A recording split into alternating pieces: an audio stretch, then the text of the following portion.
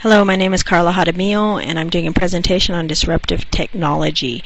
I utilize 3 books in my Education 518. First, Technology and Critical Literacy in Early Childhood by Vasquez and Felderman. Digital Tools in Urban Schools, Mediating a Remix of Learning by Mahari. And lastly, The Digital Tools for Teaching by Steve Johnson. Let's get started.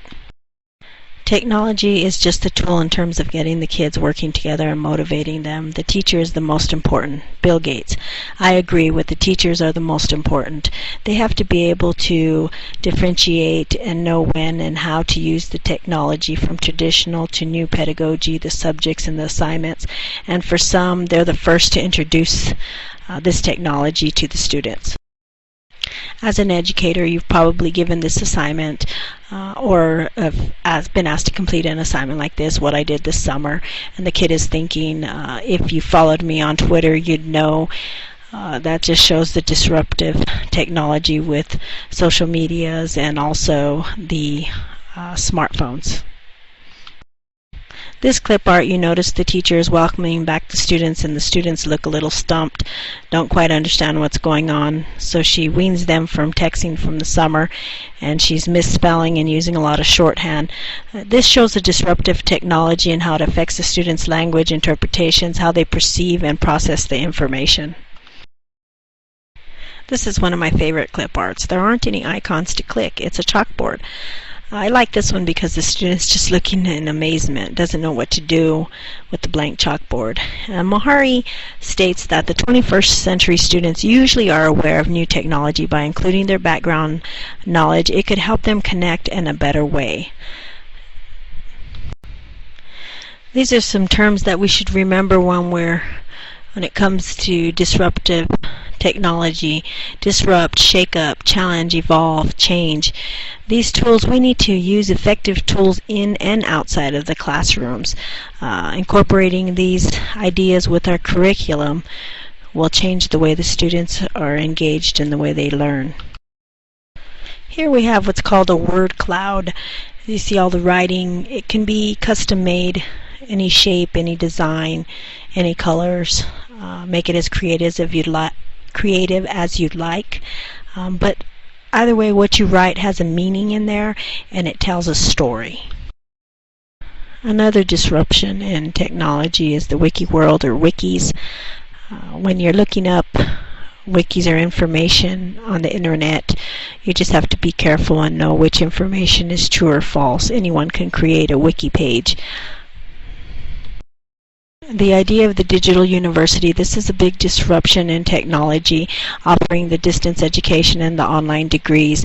However, this innovation is fantastic. It opens the opportunity for people anywhere to get educated. Jump on the social media bandwagon.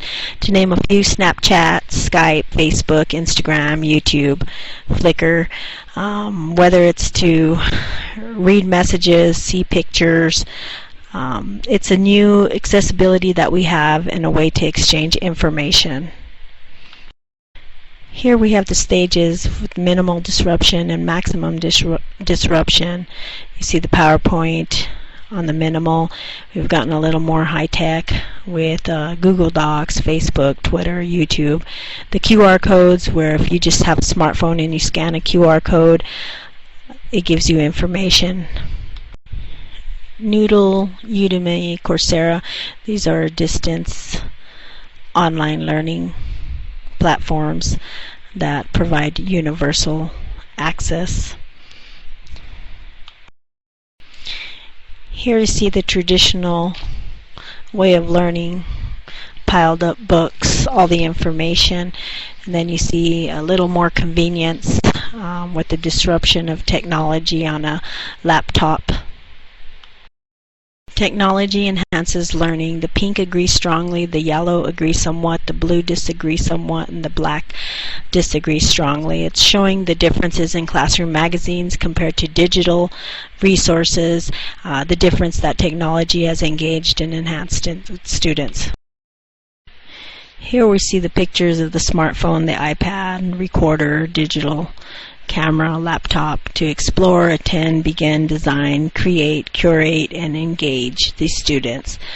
all these technologies that are disruptive, but we use to get the students' interest. Early connections. Yes, kids love technology, but they also love Lego, Senate markers, handstands, books, and mud puddles. It's all about balance. And we talk about balancing the classroom and the teacher being able, again, to differentiate between what technology is age appropriate and also for the subject.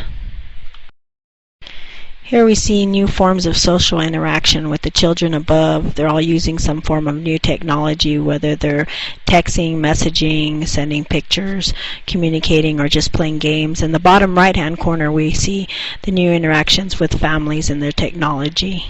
Everyone has some form of technology that they're using. Here we're looking at disruptive technology evolving from the traditional classroom to a classroom that has technology, to the newer 21st century classrooms, more modern, that have the iPads and the students working on them and the student clicking on an icon. Here we see disruptive technology at its best in a future, or what we hope to see all the classrooms in the future look like. Each child has a laptop or an iPad in front of them with a smartboard and a big screen in the background. It certainly is auditory and visually appealing.